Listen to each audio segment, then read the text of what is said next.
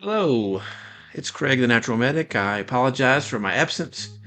I had a 50th birthday extravaganza beginning of the month, but now I am back with a video about how you can help our public lands. Let's start off here. Um, if you go to congress.gov, that will help you. You can go right here on congress.gov. This will be the first step. We're putting politics mostly aside here. I'm not really going to discuss politics, but I am here to help our public lands. We can find our members of Congress by going to congress.gov, typing in your address or zip code. This is not my address on the screen, but this is what it pulled up. It's based on my location. And this is my reps, or my rep and my senators.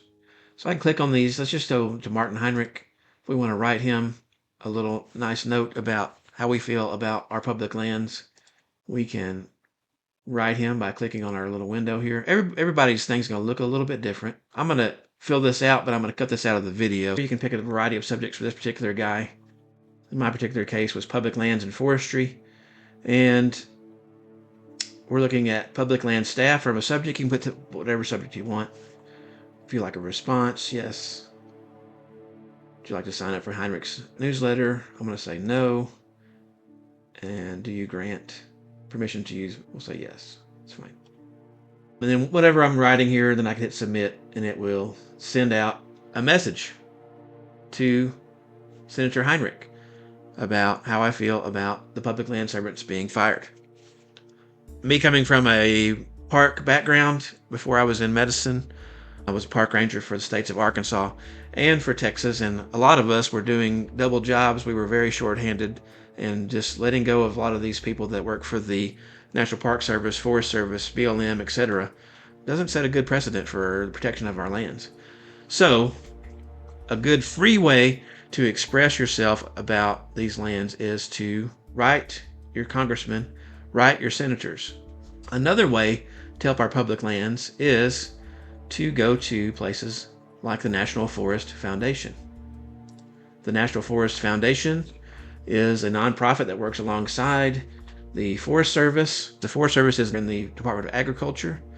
They provide a similar service to us on our public lands. Forest Service lands, the National Forest and the National Grasslands are managed for what they call multiple use, which means that they can simultaneously be used for timber management, wildlife management, recreation, minerals, oil and gas, etc.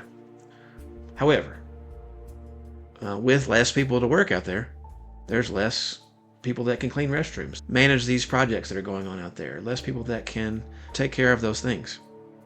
They partner with the Forest Service to help. Here in the Southwest, which would be New Mexico and Arizona, it says they work alongside 11 national forests. So you can, obviously they'll take your money to help with some of the restoration that they do, but you don't have to. You can go up here to where it says get involved. You can go plant trees. You can be involved with any of their little deals right here. I'm not going to click on those right now, but I'm showing you this so that you will know about it. Organizations such as nationalparks.org, which is the National Park Foundation. They are not part of the National Park Service, but they are a nonprofit partner. Same deal. They help with volunteers. They help with other projects that the Park Service is not able to fund or staff. They're not federal workers, just like the people of the National Forest Foundation. And you can go to ways to support here. You can do gifts. They do work right here, different things here, outreach, and you can get involved with them that way. Now, the best thing we can do, probably, other than those two things of getting involved, is get. Of course, we got everybody popping up here. Let me close this. The best thing we can do probably is get ourselves in line with the Leave No Trace. If you're not familiar with Leave No Trace, let me give you a brief overview. Leave No Trace was created in the late 90s, early 2000s. Land managers, biologists, ecologists, etc., and outdoor education and other natural resource managers, they came up with this, along with professors in natural resource and forestry programs, park management programs throughout the country, to find ways, just some guidelines to help our lands. Principle 1 is planning ahead and preparing. Principle 2, camping, traveling, durable surfaces. Disposal of waste, leaving what you find, minimizing campfire impacts, respect wildlife, and be considerate of others. Of course, they're happy to take a donation, but they provide a lot of education. By adhering to these 7 principles, we are protecting the land and being a good steward of the land. Planning ahead and preparing, that really helps everybody. You're looking at trails and conditions. You're looking at parks, national forests, etc., of where you're going, so you're planning ahead so you are prepared for things you might experience. If you don't have water available, you can plan ahead and figure out if you need to carry more water, if you need to bring certain types of weather gear for colder weather, wet weather, etc. That helps everybody. The traveling and camping on durable surfaces just helps protect the land. You're not causing additional runoff and erosion from camping in places that are sensitive, making your own social trails when you're walking on the trails out there. It really hurts me when I see waste out there in our national parks and forests. So disposing of waste properly, that means pack it in, you pack it out. Leaving what you find. Especially here in the Southwest where I live, there's lots of Native American artifacts and ruins and historic ruins that you may find. It's perfectly okay and acceptable to take pictures. You might want to note those areas with your whatever app you're using to travel around, in case some of the land managers are not aware of those resources. Chances are good they probably are aware of them, but in case they aren't, take pictures, leave only footprints, and note what you find. Let somebody know if you find something of unusual characteristics. Minimizing campfire impacts, especially here in the Southwest where it's super dry. If it's a burn ban, don't have a fire. If you do have a fire, make sure that you're respecting the local laws of your area. Make a fire in a designated fire ring or rock ring or whatever they have at the site, and obey those rules. Respecting wildlife, that means if you're in an area where you can take your pets, don't let them off leash so they can chase wildlife. Don't feed wildlife, etc. And then be considerate of others. And that's a tough one sometimes for people. Not everybody wants to hear your music. Not everybody wants to hear loud voices in the middle of the night when they're camping. Those 7 principles were enacted by Leave No Trace so that people can help be good stewards and protect the land. Our next little hit right here, you can go to recreation.gov and you can buy a pass. That helps you and it helps the parks and other resources out there. I have one called America the Beautiful. It's $80 a year. But any day use facility, that includes national parks, national forests, BLM, I believe it also includes Bureau of Reclamation, Corps of Engineers, and one other agency. I can get into those for a year for no additional charge. Once I pay the $80, that certainly helps. So that's something you can do. The other pass that I have, I usually buy a trinket or some kind of fridge magnet when I'm at a national park store. I have a park protector pass, which is $25 a year, and that saves me 10% on my purchases, but it also gives them money to operate. The Western National Parks Association does that one. I'm sure other nonprofit partners that sell gift items in the national parks have a similar type program. Another thing you can look at is called darksky.org. Darksky.org works very hard to keep light pollution to a minimum so that we can enjoy the skies like our ancestors did. Now that we have electric lights everywhere, it's difficult to get to a place and see that night sky like we did hundreds of years ago.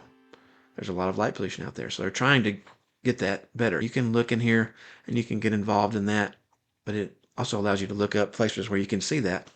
There's lots of them located here in New Mexico. And I don't know about every state, but here in New Mexico, we have an organization called New Mexico Wild. New Mexico Wild is a nonprofit that helps with wilderness. And as you can see right here, they are very adamant about a lot of things, but they are trying to protect wilderness and other aspects of our public lands. Another thing you can do is a peaceful protest. There are protests going on throughout our nation. And if you're wanting to get with one of those groups, you can probably type in to Google, just like I did here, protest public lands. And then they have protests probably in your state capital or wherever you are to talk about that.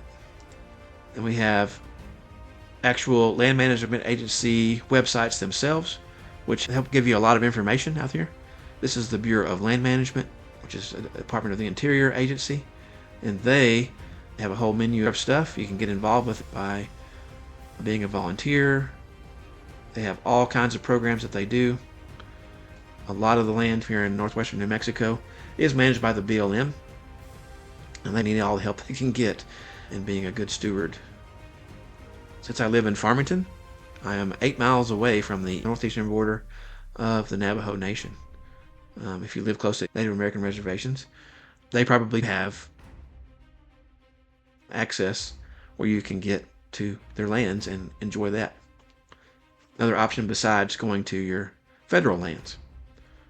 I'm close to the Navajo Nation here, and on the east side, the Apache Nation, the Jicarilla Apache Nation is over there, and they probably have a similar type program. So something for you to check out. And you can go to the Forest Service page, which is fs.usda.gov. Similar to the BLM, you can look up your local forest or grassland for recreation purposes or whatever you want to look at. They do volunteers as well. Lastly, we have the National Park Service. National Park Week is going on right now. You can find a park, look by topic. You can talk about visiting parks, volunteers, all these things on here. So there's many ways that we can help our public lands. We don't have to get involved in politics, but I know that these are very important to you. If you like the video, give it a thumbs up. Think about subscribing to the channel for more great content like this. I hope this video has helped you. If it did, leave me a comment below, and I appreciate that. Until next time, we'll see you out on the trail. Okay, bye.